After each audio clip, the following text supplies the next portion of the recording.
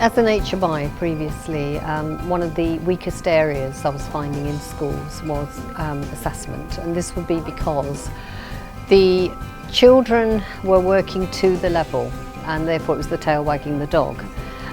Therefore when you went into lessons you looked in children's books, or they told you what level they'd attained, or you looked in teachers' mark books and scorings for children. You could see they'd attained a certain level, and actually that level wasn't being reflected in what they knew, what they understood, and the skills that they'd attained and the gaps in their learning. So levels for me, certainly for me as an HMI, didn't work.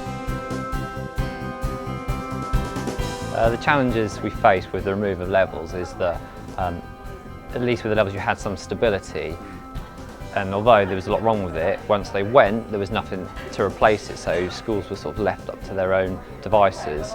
From my personal experience, I think there is far greater data analysis used while tracking progress at Key Stage 4, and I think this whole reform has made us all focus quite rightly on Key Stage 3, and they do talk about the wasted years. I think more can be done.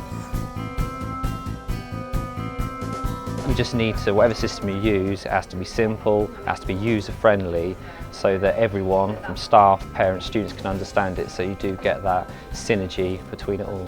The system that we've got here, the STEP system, I think is very good because it's using the expertise of those who have been in an outstanding school or are in an outstanding school, capitalising on that, harnessing it into a system that can be used by all schools.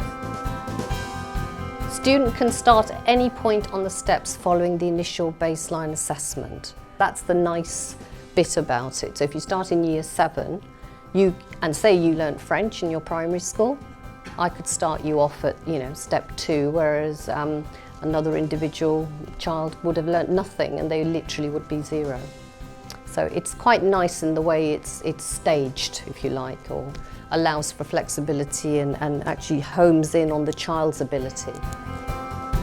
No, STEPS truly was developed by teachers, subject leaders for their school, and now for the wider audience. It's it was teacher generated, not generated by publishers. It's become what I think is the best and most robust planning tracking system in Key Stage 3.